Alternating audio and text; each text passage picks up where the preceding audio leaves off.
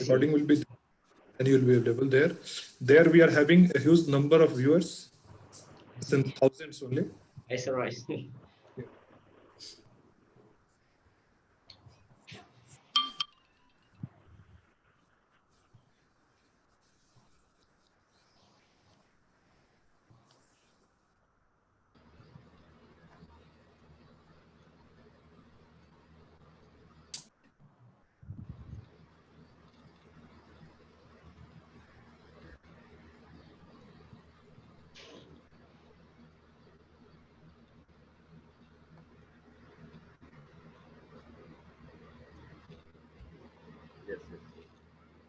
Live program, sir.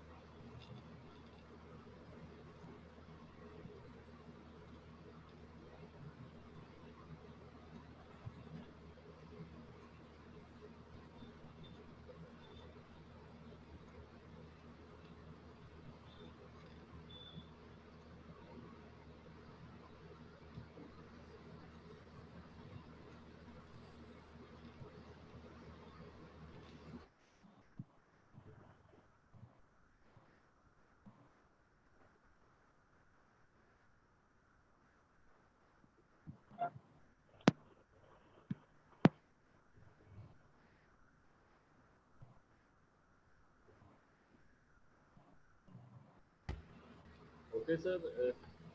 Start the meeting, sir.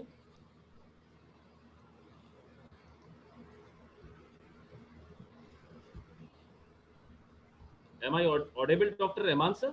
Yes, yes, yes, you are, you are. Uh,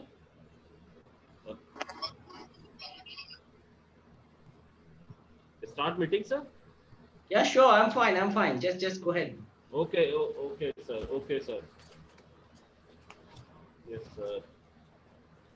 Very good evening to our respective guests, speakers, professor, research scholars, students, and who are directly joined this webinar. We are obliged under the aegis of Forum of Commerce and Management Studies. Before starting the meeting, we are discussion about the forum. This forum was established by all of us together in February 2020 during pandemic time. The aim of this forum to reach online education to as many people as possible. This forum chairman, Dr. Shekhar Sharma, he is a renowned professor of accounting and finance, NREC College Khurja, affiliated to CCS University Meerut. I am the secretary of this forum, associate professor of finance and management, DPBF College Anup Shahar, affiliated to CCS University Meerut. Shrimati Trapti Singh, assistant teacher, Government College Sambhal, in joint secretary of this forum. She has a lot of achievement, which has Bezer Indo-Nepal Harmony International Award and Vishnu Guru Award. Today's convener, Dr. Jeevan Dhunjanwala, Associate Professor of Account and Management, RISE College, Cuttack. Our International Advisory Board, Dr. Gagan Kukreja, Professor of Accounting, Bahrain, Dr. Samir Rohadia, renowned data scientist, Germany, Dr. Sanjay Sharma, Director of T-Mobile, USA, Dr. Saad Amjad Khan, Professor of Management, Oman, Dr. Rajneesh Nathan, Professor of Management, Bhutan, Dr. V.K. Gangal, Professor of Finance, Dayal Bagh, Agra, Uttar Pradesh, Dr. K.U.M. Nayak, Director, Lakshmi Vidyapeeth, Gujarat, Dr. Kamlesh Bharadwaj, Professor of Sociology, UP, Dr. G. Vijaya Lakshmi, Professor of Commerce, Jharkhand, Dr. Smita Suresh Giri, Professor of Chemistry, Maharashtra, Dr. Parth Kumar Nara, Professor of History, Assam, Dr. Sashendra A. Kailur, Professor of Physical Education, Karnataka, Dr. Neeraj Upadhyay, Professor of Maths, UP, Dr. Manish Kumar Agarwal, Professor of Management, UK, Dr. Nitin Goyal, Professor of Management, Oman. Today's topic of 9th International Webinar, the rise of behavioral finance, and today's presentation, Dr. Murad Rahman will provide knowledge of behavior finance. Sir इसे आपका mute करना पड़ेगा कुछ लोगों को sir. Dr. Manish, please check it. Dr. Manish.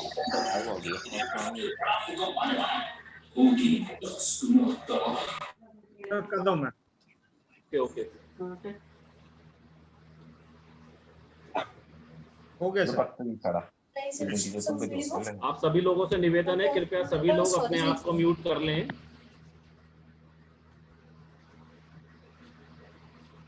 Okay sir.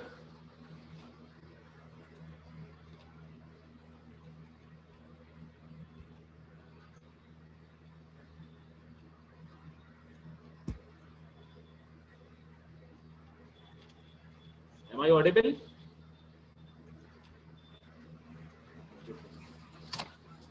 हाँ Tarun ji, properly audible है. Please carry on. Dr. Rahman sir is not visible. Okay, sir.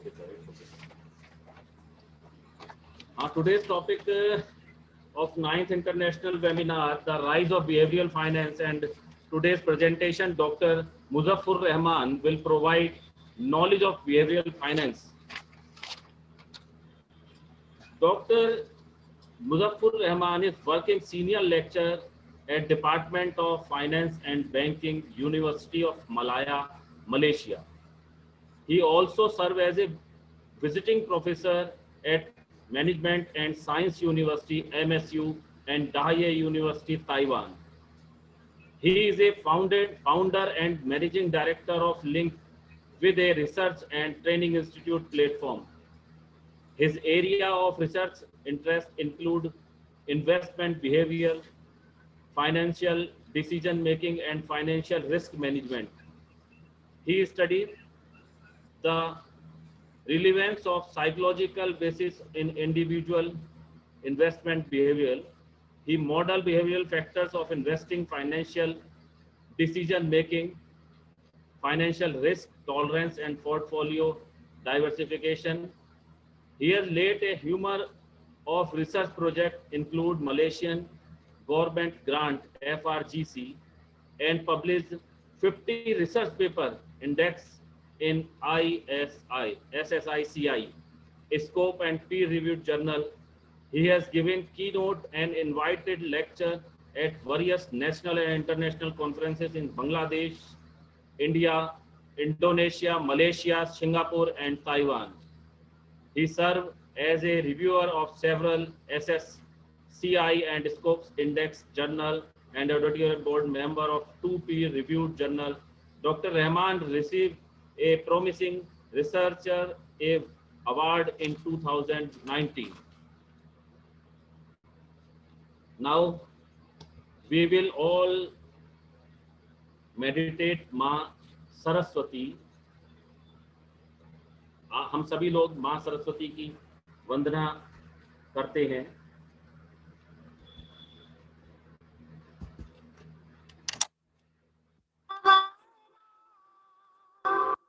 या शुभ्रवस्त्रावृता या वीणावरदण्डमण्डितकरा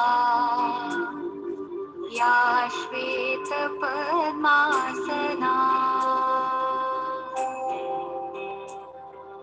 या ब्रह्माच्युतशङ्कर प्रभृतिभिः देवैः सदा वन्दिता सा मां पातु सरस्वती भगवती निःशेषजाड्यापहा.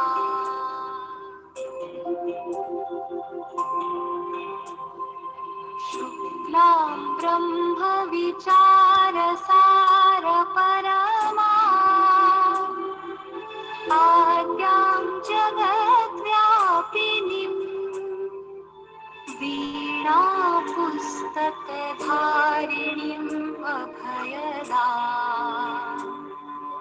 उजाड्यान्धकारापहा हस्ते स्फाटिकमालिकां विदधतीं पद्मासने संस्थितां वन्दे तां परमेश्वरीं भगवतीं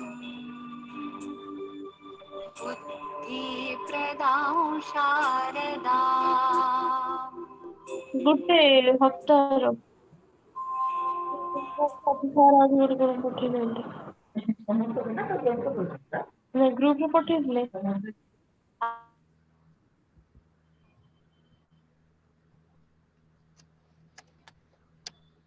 बहुत बहुत धन्यवाद। Am I audible, sir? Yes, yes, you are. Maybe behavioral finance discard the exemption of rationality and fair pricing, seeking to explain observed behavior in financial market by using the principle of psychology. Irrationality can be attributed to behavioral basis, which are either cognitive and emotional, both of which can lead to poor and irrational financial decision.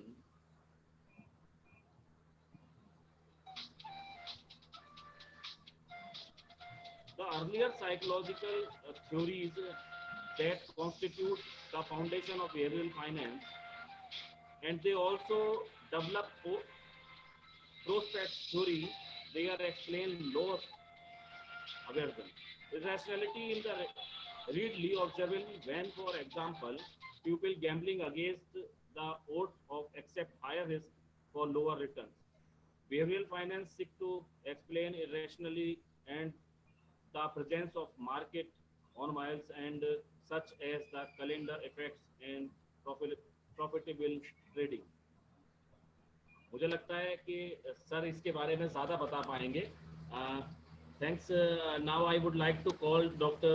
Muzaffar Rahman, sir. Please come and start the session, sir. Please welcome Dr. Muzaffar Rahman, sir.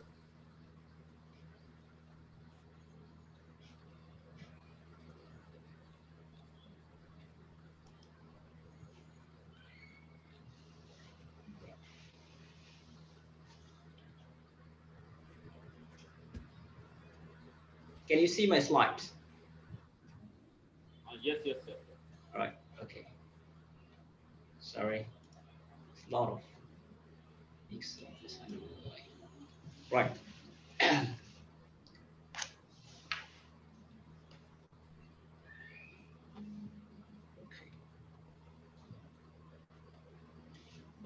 Assalamu alaikum and a very good afternoon to you, ladies and gentlemen out there who are listening to me today. This is Mahfuzur Rahman. I'm from University of Malaya, Malaysia.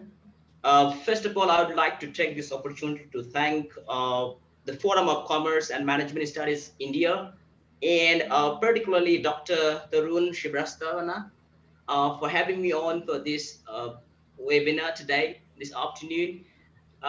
Just to again keep your expectation low, I'm a very novice researcher indeed. I just started learning about behavioral finance. I just started doing research in the area of behavioral finance. So I may not be able to shed light on the way that you are being expecting, you know. But yet, I would take this opportunity to make a tiny effort to shed light on the old observations that are being there for quite some time, ladies and gentlemen. So I'm trying to make an effort to see the trend of behavioral finance, the rise of behavioral finance. So ladies and gentlemen, stay with me. And if you have any questions, please feel free to stop me out there and I'll be entertaining the questions. What I'll be doing, basically, I'll be giving an overview of the rise of behavioral finance and what is basically working on, and then followed by Q&A. A few things I can't really see.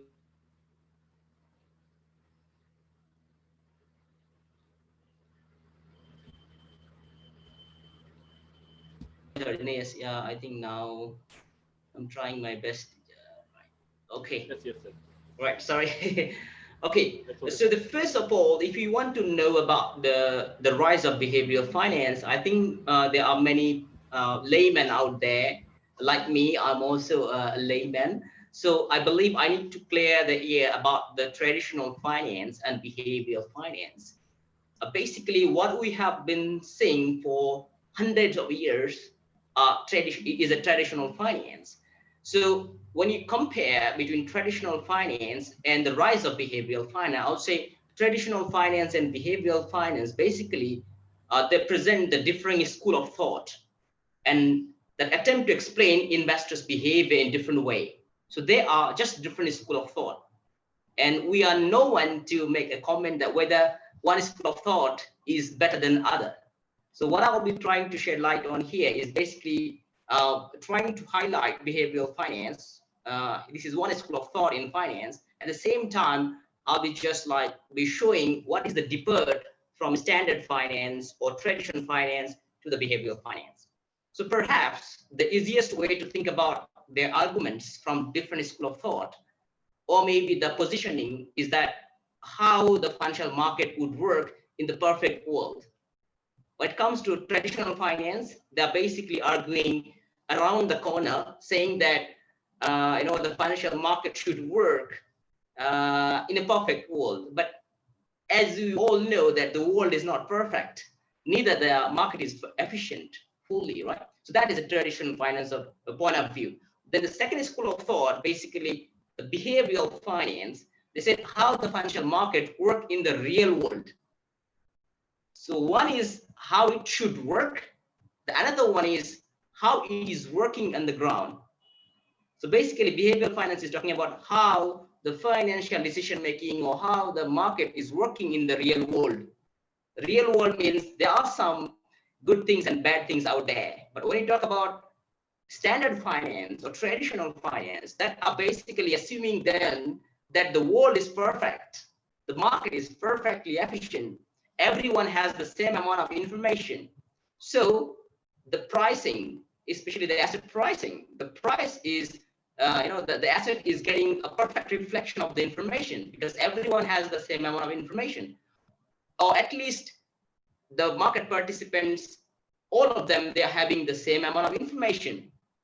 And I would like to throw a question to you all, like that can be true, that everyone is having same amount of information.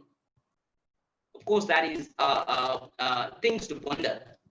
Then with that note, we can see a bit of difference between the two school of thought in terms of having assumptions, like how they assume the market, how they assume the people. So there are basically two assumptions. The first assumption is the market is efficient according to standard finance. On the other hand, the behavioral finance, they're expecting the market is not fully efficient. And then traditional finance comes to, they say the peoples are rational, perfectly rational, means they would be able to maximize the profit. They would be able to take every opportunity. If there is a high return, they will be taking high risk. That is the assumptions by the standard finance or the traditional finance.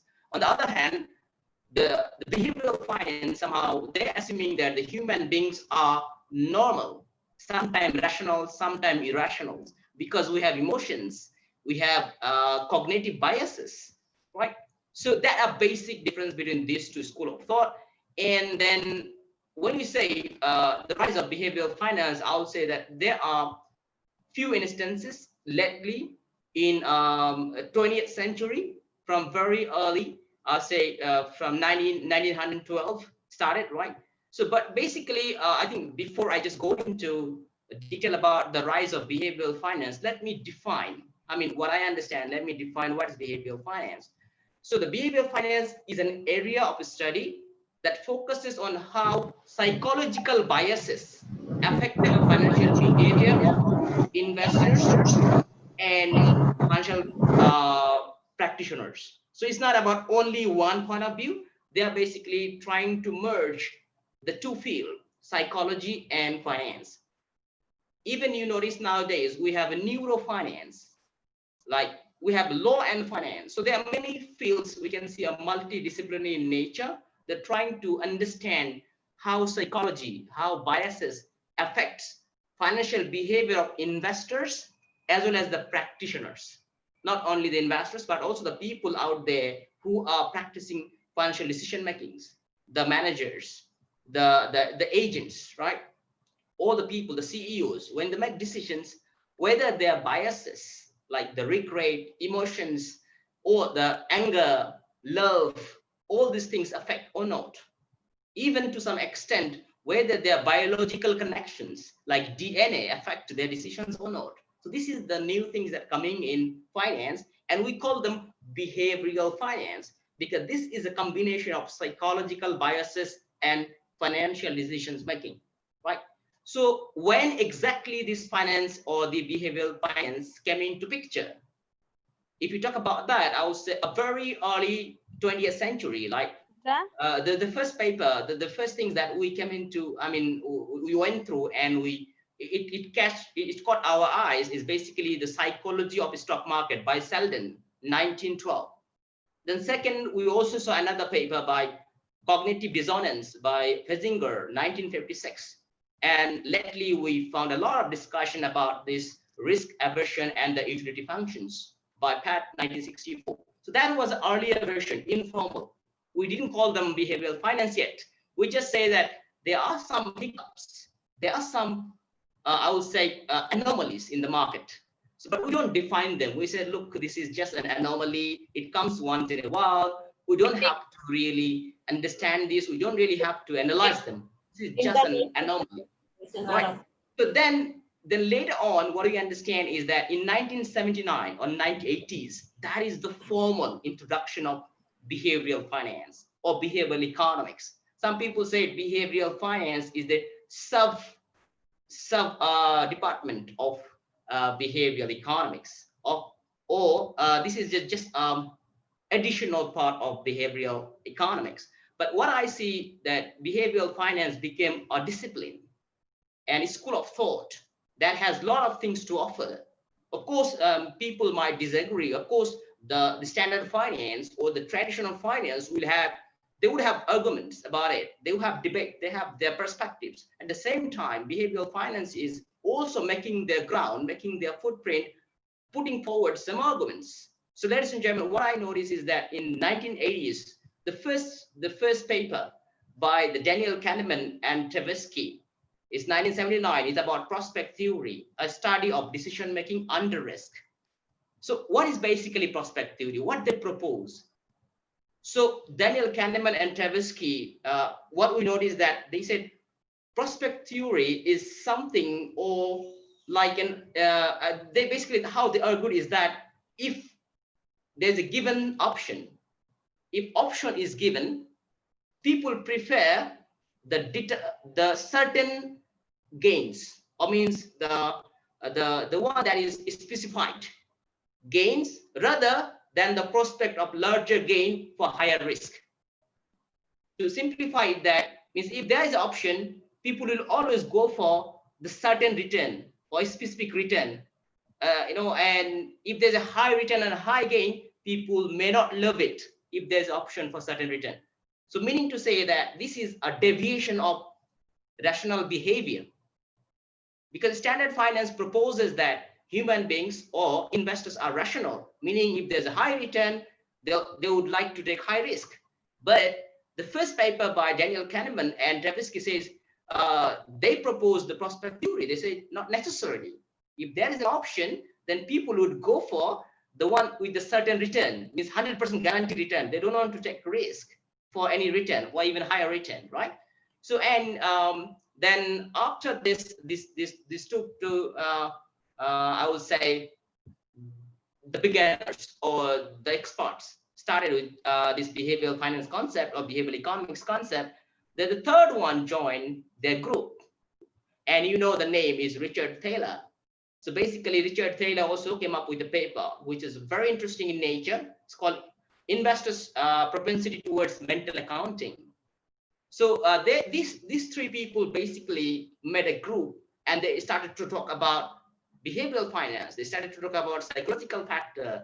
They started to talk about irrationality. They started to talk about human beings are normal instead of rational. They started to talk about anomalies and all these things. But of course, when it started in 1980s, people didn't really count on them. Until 2002, you can see there are like 20 year plus. So in 2002, you notice that Daniel Kahneman got the Nobel Prize. So basically, that is I would say, the beginning of the recognition of behavioral finance. Previously, people just talked about it.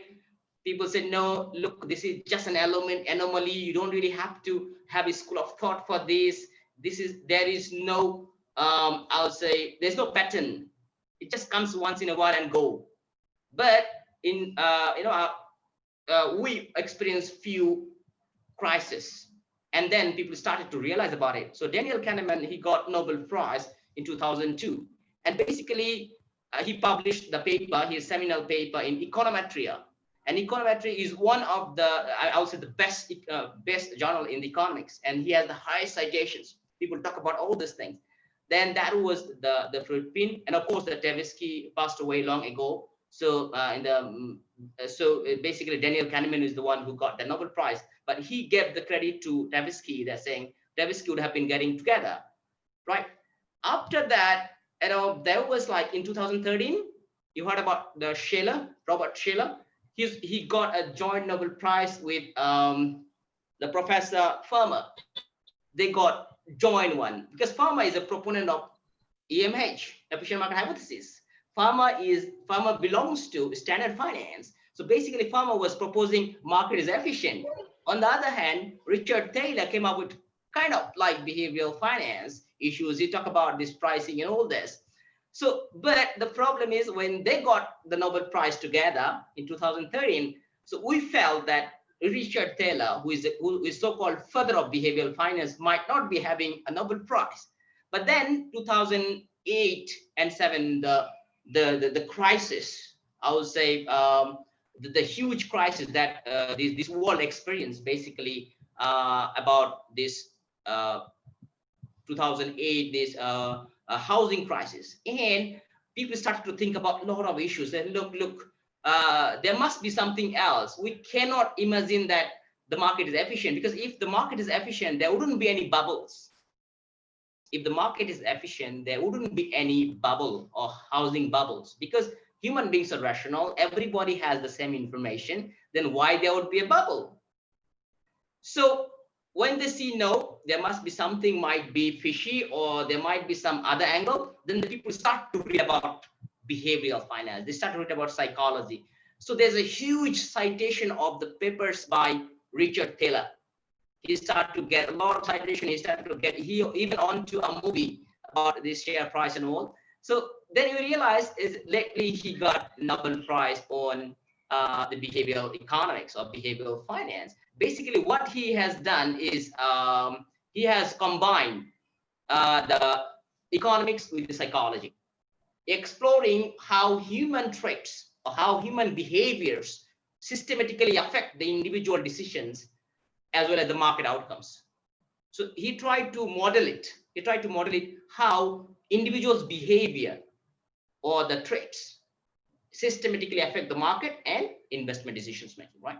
So that's how the behavioral finance started. And since then, we can see that behavioral finance is rising and people are talking about it. But of course, I will put my own views later at the end, that which one I support or whether I, all right, so let's move on to the paradigm shift. Sorry. This one is really giving me, I just control it. Sorry, I had this, one of the things that really bothering.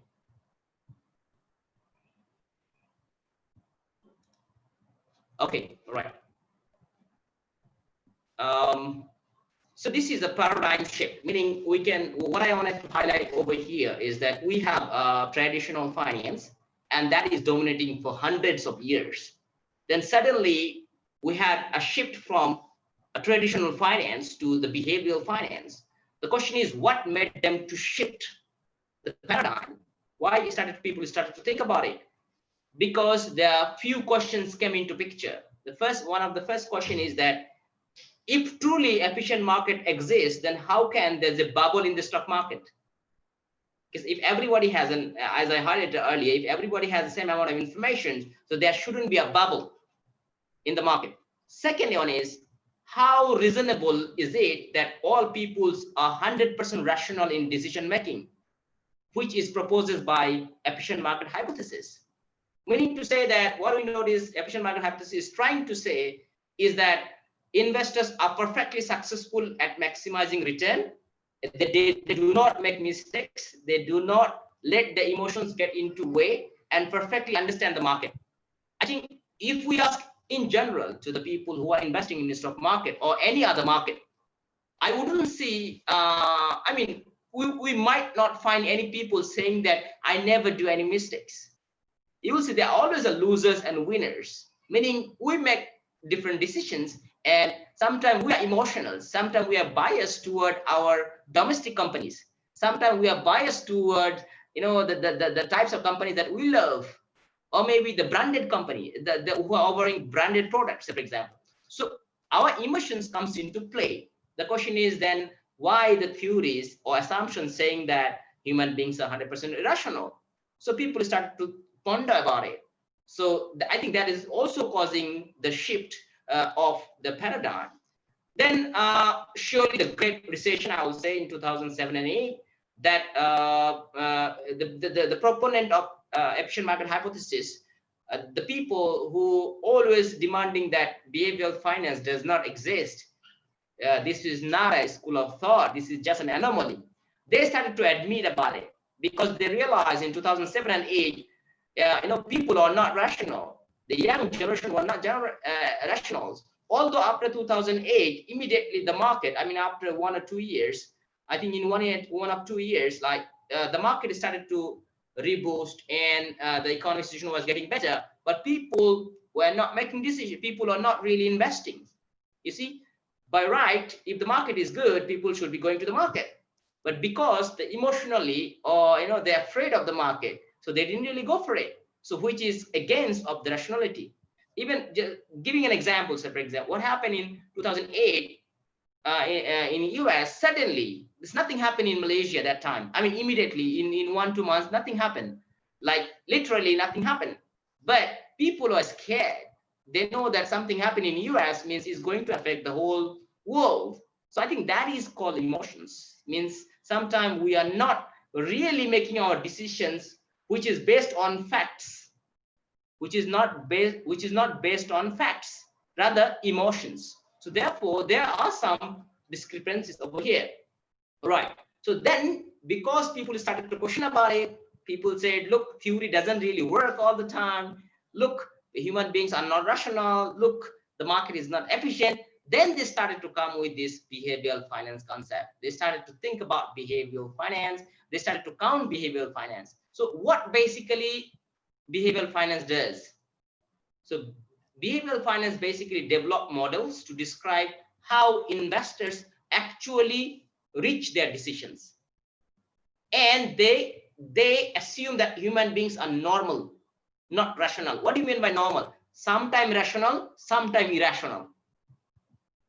Even, you know, the Tuesday effect, Monday effect, moon effect, we have so many effects. So if we are rational human being, we don't have any effect. Sometime in a dully season, I would say in a rainy day, heavy rain. So, you know, although it doesn't really affect, but many investors, they don't like to, you know, buy shares in the gloomy day. They don't. What do you do? I mean, how do you define that? How do you measure it?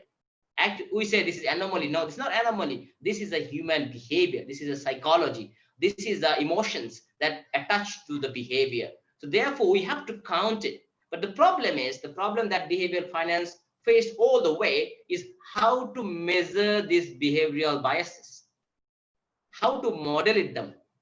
But recently, what we notice is that, like Professor Dan Early from Duke University, then all this Professor Schiller from Professor Schiller is from, I think, Princeton, if I'm not mistaken. No, Yale. Professor Schiller is from Yale. So all this professor, they started to do experiment. They started to do simulations. So somehow they're trying to catch or say, trying to measure all these biases, and then to see how these biases affect the or influence the investment behavior or influence the behavior by the analyst, right? Right.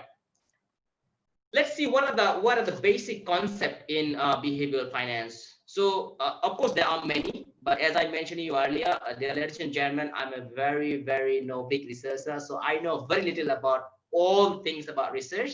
So I just started to know about it. So based on my reading, what I find, there are basically 5 main concepts in behavioral finance. So the first one is called mental accounting, that has been stressed by Richard Thaler. What do you mean by mental accounting? Basically, the propensity or the tendency to allocate money for a specific purpose. The problem is, I mean, why it is a problem? Why mental accounting is a bias? Why it is a problem? You know what happened in many occasions? We separate our money.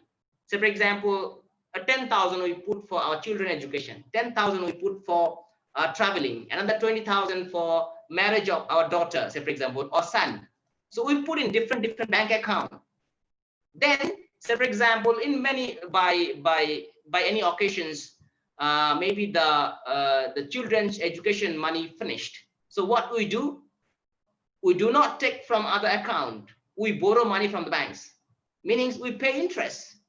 We could have been simply taking from our other accounts, because we have, say for example, 5 accounts: children education, then a marriage, then traveling, for food or living separately. We have many accounts. So we can simply borrow from another account and, can save the interest rate, the interest that we have to pay. But we don't do that, because we think that, this is meant for traveling, so I will not take the money from there. So what do? We borrow money from the banks and pay interest. Although our money is already in the bank for different accounts, but we don't take from there. So this is irrational. This is not rational. If we would be 100% rational, we don't do that. We take from our other account, then refill it up later, rather than paying interest for borrowing money. So therefore, you can see this is another bias that has been highlighted by Schiller and, of course, other behavioral professors. The second one is herd behavior. We have a habit that we would like to follow the crowd, right? We have a limitation, and we have a tendency to imitate others' decisions. Although we know it's not a good decision, but since everyone is following, we just go for it. When everybody is following, even though we have a loss, but we can just justify, because everybody did this, so I did this. So we don't feel guilty. We don't feel regret. But if everybody made one decision and I go against the crowd and I make another decision and I have a loss, I will have a high regret. So you can see that the behavior comes in here, the regret things comes in here. So when everybody is doing the same mistakes, we don't have a high regret. But when we do it separately, we have a high regret. So therefore, there's a tendency of hard behavior. And when there is a hard behavior, there is a problem, and it creates a problem in the market. If you notice some of the stock market in all over the world, some of the stock market that has a huge individual investors, if the investors have these biases to follow the crowd, then the market become volatile, very unstable in nature, because they follow the crowd. Although it doesn't make sense sometimes, but they follow the crowd. So therefore, sometimes we can see if everybody is withdrawing money, they will withdraw it. Although, that's how the bank runs. Sometimes when you see that somebody is withdrawing the money from the banks because there's a news, the bank might have not enough money. So everybody go and queue and withdraw the money, although the bank has no problem, say for example. So this hard behavior hurts the economy, hurts the country, hurts the financial markets. So therefore, we have to understand this behavior, and this is very important. The other one is anchoring. If you notice some of the time that we always refer to the old price. We always refer to we have always reference point. Therefore, what happened is that one of the example, like when you buy stock, stocks, when you buy stock, then suddenly the price fall and we have losses. We don't want to sell our stocks. Why? Because we always refer to the buying price. You said, no, I bought in $10 per share. Why should I sell in $9? Although they don't want to try to understand that, look, the market has changed. The company's profitability has changed. So many things have changed. But we always refer to the point of, so that what happens at the end of the day, we are not becoming a rational investors, and we can't change this immediately, right? Another one is overconfidence, which is called high self-rating. In many occasions, we notice that we have many individual investors who are overconfident, not confident, but overconfident, in a sense that they believe that my decisions is better than on average of other decisions. So when we have a lot of investors who are having high self-rating or overconfidence, that might make the market unstable. That might make this market vulnerable. The last part, I would say, another concept that behavioral finance talk about is about emotional gaps. The tendency to make decisions based on extreme emotion, such as anxiety, fear, excitement. Right? So for example, if there is an investment opportunity for different clubs in IPL, in India, IPL, and if I am from Kolkata, so I will be going for Kolkata Riders. I mean, that might be because it's an emotional attachment. Although I know they may not have a chance of winning, but I would put my money because it has something to do with my heart, the emotional attachment, not necessarily a rational thinking. So that's what I wanted to say. That is, emotion does play a role for making investment, for making decisions, whether it is an economic decision, whether it's a personal decision, whether it's a financial decisions, regardless. So that is what behavioral finance comes in and talk about. Look, we have to consider, we have to somehow measure all these concepts and all these ideas, right? Right. Now let's see why behavioral finance is very important. What makes it so important that we have to recognize it as a discipline? Why don't we just stick to our standard finance? What you got to be doing are this. So why we have to do that? Because we have biases. There's a presence of biases in the market. The individual investors' biases in the market. Because in the stock market or any other financial markets, we don't have only individual investors. We have institutional investors. But in many occasions, we see that we have many individual investors. And these investors, they present their biases, their emotions, and that reflect their decisions. Therefore, if we can somehow correct it, if we can focus on how to shape their behavior, how to advise, by understanding their biases, that would make things better. So therefore, we can see there are some specific biases, and you can say like there are more or less 5 biases. The first bias is disposition bias. Means when there is a I would say winning situation, they always take the credit. Look, I gain a lot of money from the by investing in stock market, and they sell their stocks. But when it comes to losing end, then they don't want to admit the mistake. That's why they don't want to sell it. Although they know that the stock price is going down and down, they might lose a huge, it might be worthless in one point of time, but still they don't want to sell it. They want to wait because they don't want to show their face that I have done a mistake. That's a human bias. But when they win, they just immediately sell it and cash it out and say, look, I did wonderful decisions. I made money. But when they lose, they don't want to sell. So that is sometimes making the market very volatile. And also it's linked to the loss aversion. How do we link to loss aversion? Loss aversion is basically how do we weight the loss against the gain? Meaning to say that if we are willing to pay $10 to have $1 profit, we might be spending $20 to save $1 loss. Meaning we care more loss than profit. We might spend $1. Sorry, so we might spend $10 to have $1 profit. No problem. But if it comes to like lost money, the situation that I have to lose $1, I might spend $20 to save this $1 because so we weight the loss more than the profit or the gains. So that is another bias, which rationally if you talk about rational investor, they shouldn't be doing it. Another one is called confirmation biases. Investors tend to accept information that confirms their belief. Means if I believe that this stock will go up and information saying so we accept it. If something goes against my belief, normally I don't want to take it. So that is another bias that we have.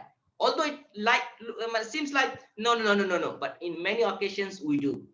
The things that we believe in our heart, if people say the similar information, then we accept it. People said against, we tend to ignore the information. So therefore, although there are huge information in the market, but we do not consider all the information to make our investments, because some information are not in our favor.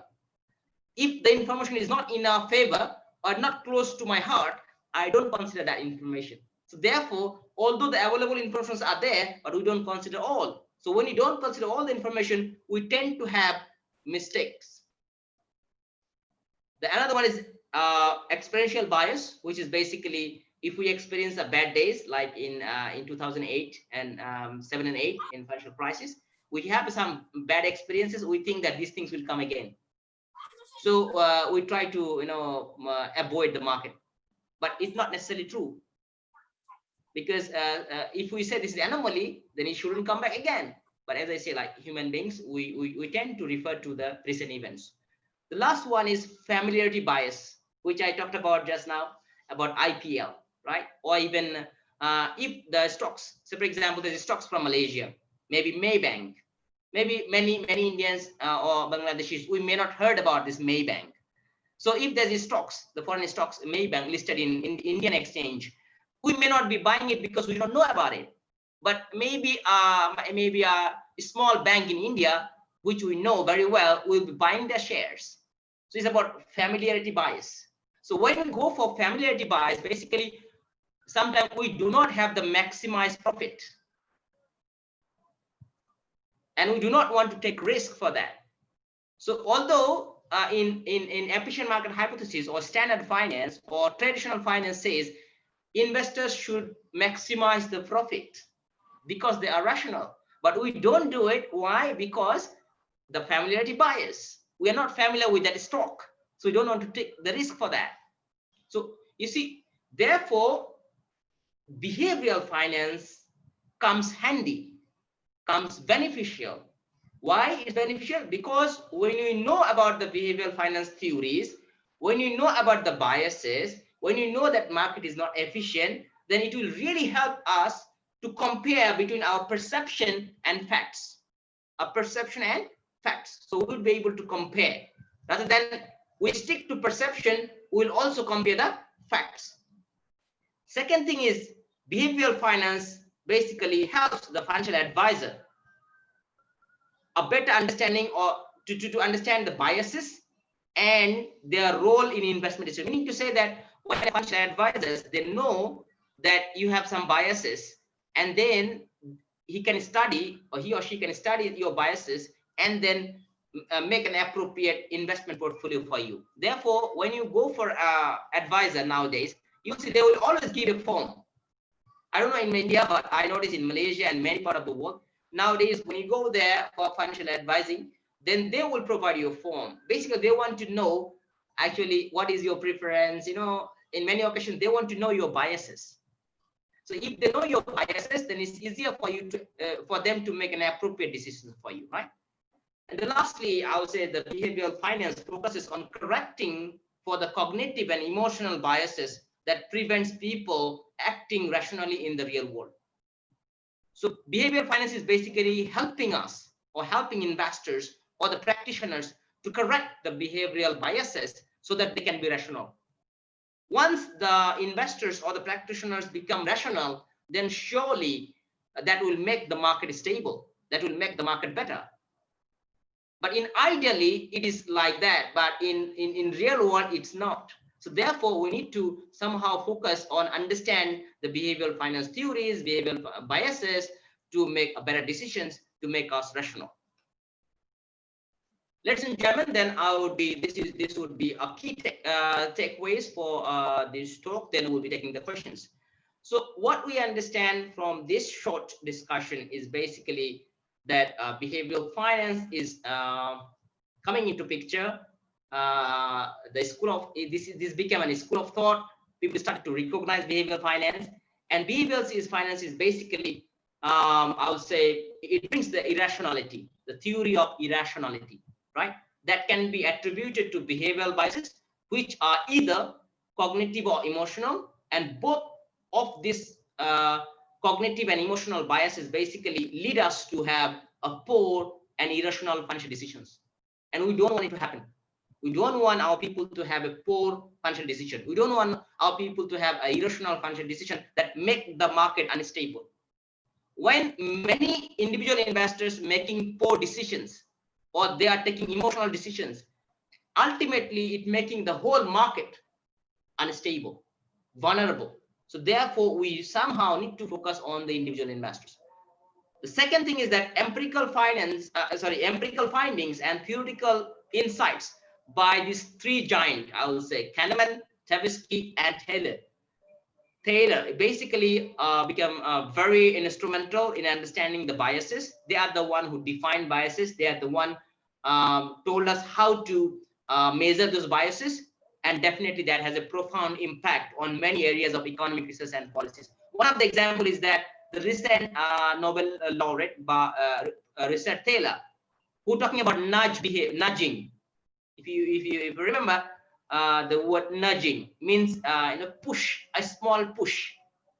So he coined it nudging, and that may help people to exercise better self-control in many contexts. So, for example, if you don't see many people are savings in India, if you don't see many people are saving, then the policymaker can come and just motivate them by saying, okay, if you save 100, we'll give you $2. I mean, two rupiah, say for example. So that will nudge their behavior. That what happening also not only savings but also other contexts. So the nudge behavior helps people to enhance their behavioral, I would say, control. Because one of the problems that we always notice is that self-control means people are overconfident in many. Even if you take another example like the bank runs, what happened in many occasions, last time I noticed in Malaysia, there's a bank, CIM, there's one of the bank, people came to know that the bank is running out of money. There is no cash. So people are very afraid. They went to the banks on the booths and they want to withdraw money. This was a rumor. This was a rumor. But then what happened is that the finance minister came and he gave a press briefing saying that, look, no worries, the bank is fine. If the bank cannot pay money, we will pay you money. This is a nudging behavior. This is a nudge that given by this finance minister that, look, no worries about it, we will pay you. So people stop standing in front of the ATM machine and they're not withdrawing money. So because in ideal situations for any bank, if all the people go and we want to withdraw money, the bank will run. That is the ideal situation. So therefore, we have to create a confidence. How do you create a confidence? By having a nudge behavior. So this is what we can see that nowadays behavioral finance is bringing a lot of these aspects to make our financial system better and stable. And in general, I would say behavioral finance comes handy addressing the anomalies that found in the markets and explaining the inefficiencies and asset mispricing such as bubbles. Because we always notice there's a housing bubbles, this bubble, that bubbles, because people expectations and people behavior does not match. So therefore, we can see a lot of discrepancies and bubbles comes in, and we might have another crisis. We might have many crises if this trend continues. So therefore, we have to bring in, we believe that behavioral finance can play a role to correct these behavioral biases and bring a beauty in behavioral finance. Now let me clear my stand, where I stand basically. I believe both finance or both school of thought are doing great, and they should work hand in hand. None of this school of thought is wrong, I will say, to some extent, to the greater extent. But we need to understand both finance, both theories and the reality. If we understand the both theory and realities, that will make us and give us a better chance of having a better decision. I would say better decision. So therefore, I would say the rise of behavioral finance was a blazing. At the same time, the rise of behavioral finance made a lot of things clear that we never even thought about it. So with that note, ladies and gentlemen, I thank you and I end my speech here. Thanks for watching. Thank you doctor Rahman sir. बहुत informative session रहा है और बहुत सारे लोग इससे जुड़े हैं। यूट्यूब लाइव पे भी काफ़ी लोग जो हैं जुड़े हुए हैं सर, और सभी लोगों ने काफ़ी सराहना की है। Now I will request Dr. Manish Kumar Agarwal from UK to ask the question asked by the participant, and Dr. Manish Kumar Agarwal. Thank you, Dr. Tarun.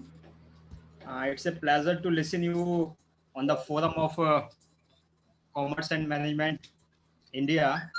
You have focused and covered all the aspects of behavioral finance, but there are some questions which I have here. So there is any course for behavioral finance or degree? No. As far as I know, this is part of like finance. So they just like in my school, we have a Bachelor of Finance. So we covered some part of the finance, behavioral finance. Even you talk about the Melbourne, they have also a Bachelor of Finance. We have Monash here for Bachelor of Finance, but basically or finance. But we don't see like Bachelor in Behavioral Finance. We don't really see yet, but I think maybe that are in the making. We hope that there will be, a degree on behavioral finance. This is based on my knowledge. I'm not so sure. There might be, but based on my knowledge, I didn't see a bachelor degree or master's degree on behavioral finance, but there might have. I'm not so sure, sir. Okay, sir. Thank you. Dr. Tarun, kindly share the slide which I have sent you earlier. My slide? No, sir. No, sir. It's a Oh, question. sorry.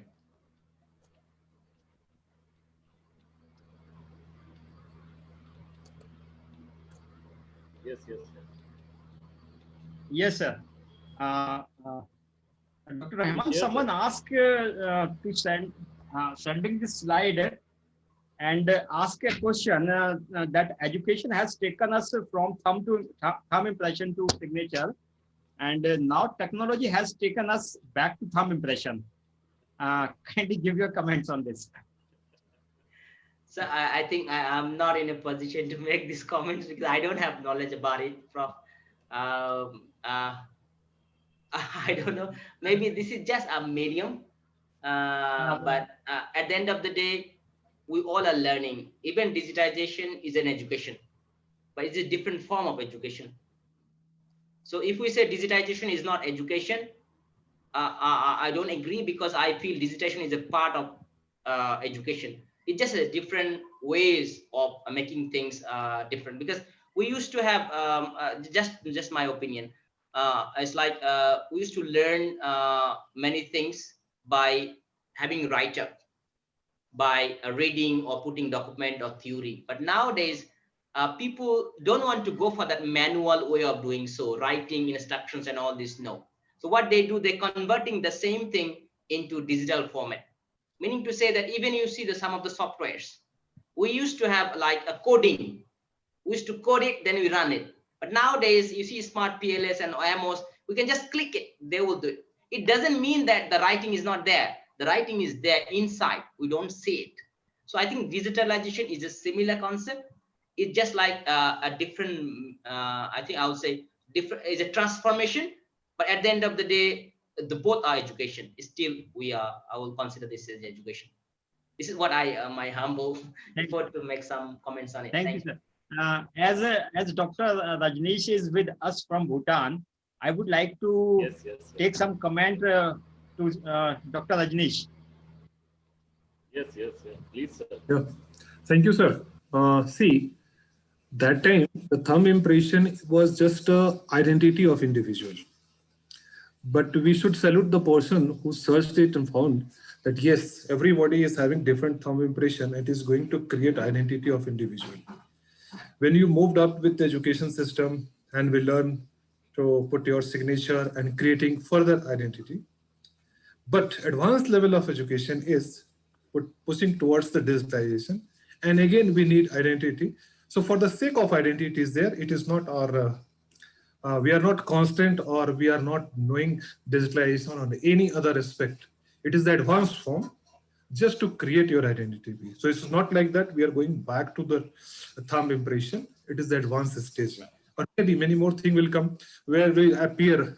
Now you can see in the Facebook, if your picture is uploaded by somebody else, they are going for the photo review, and they are saying this Facebook is asking yourself to you that photo review is finding you are here, you accept it. So many more things will come. Right. So it is, we are going back, we are moving ahead, and it is one and another form of identity only. This is my submission. Yes, sir. Thank you so much. Thank you so much, sir. Thank you, Dr. Rahman. Thank you, sir. Over to Dr. Tarun. Thank you so much, Dr. Manish Kumar Agarwal and Dr. Rahman and Dr. Rajnish Ratal, sir. Now, I would like to call Dr. Shekhar Sharma, sir, the chairman of our forum, Commerce and Management Studies, India, for a vote of thanks. Dr. Shekhar Sharma, sir. Good afternoon. May I audible? Yes, yes, sir. Good afternoon. The webinar on the topic, the rise of behavioral finance, has been a wonderful experience. Thanks to the impeccable insights shared with us by Dr. Rahman, I would like to thank him from the bottom of my heart for having graced the webinar with his presence and bestowing upon us the gift of his presence. Dr. Rahman discussed on this topic. It is fact, okay, in the field of behavioral finance, the standards and the all concepts of scientific methods and formulas are failed because behavior of human being is irrational, and but impact of that behavior is plays a vital role in the field of market. In this field, this good topic discussed by Dr. Rahman, I would also like to thank all the members Forum of Commerce and Management Studies, most notably Dr. Rajnish Asana from Bhutan, Dr. Gagan Kukreja, Dr. B.K. Gangal, Dr. Manish Agrawal, Dr. Jeevan Jhunjhunwala, Dr. Vijay Lakshmi, Dr. Ishmita Giri, Pratha K. Nara, Shashidhar Kellur, Neeraj Upadhyay, along with the ever hard-working team of Dr. Tarun Srivastava and Trapti Singh for their untiring efforts towards the successful organization of this webinar. At last, not least, I would also like to extend my vote of thanks towards all the participants who have graced us from different corners of India and the world for having had the patience and curiosity for such an inquisitive topic, which is rather rarely explored, who close to attend this webinar despite the difficult times we find ourselves. Your continued support and presence is a source of our quest for bringing the fruits of academic discussion to the comfort of your homes, no matter the situation. By God's grace, your continued support will take us a long way in strengthening the standard of commerce and management academia in this country and beyond. Thank you all once again for the wonderful participation, and thank you our keynote speaker, Mr. Rahman, for blessing us with their presence. Thank you again. Thank you, Dr. Shekhar Sharma, sir. And now, at the end of, at the conclusion of the program, there will be the national anthem of India, and with that the program will end.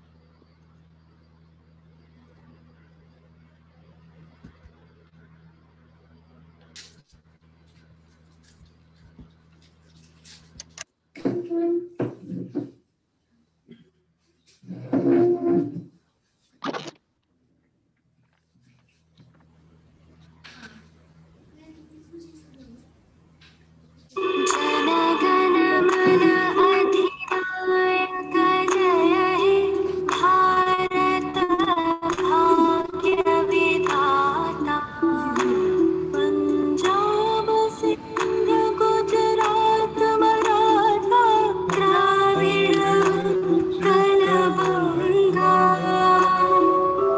Vindhya Himachal Yamuna Ganga उच्छल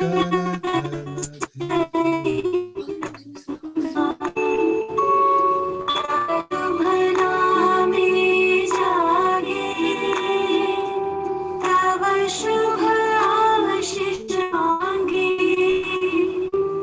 गाहे तव जय गाथा जन गण मन नायक जय जय भारत भाग्य विधाता जय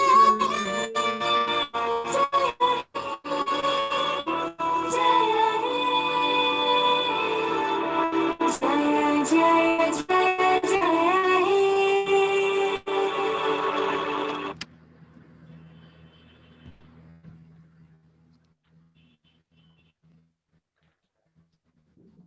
Thank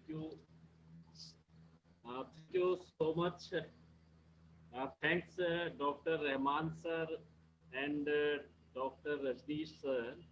We will always be grateful to you for your cooperation. Thank you. Thank you. मैं आशा करता हूँ Thank you for having me on, Prof. आगे भी मिलता रहेगा. Thank you so much, sir. नमस्कार. Thank you, sir.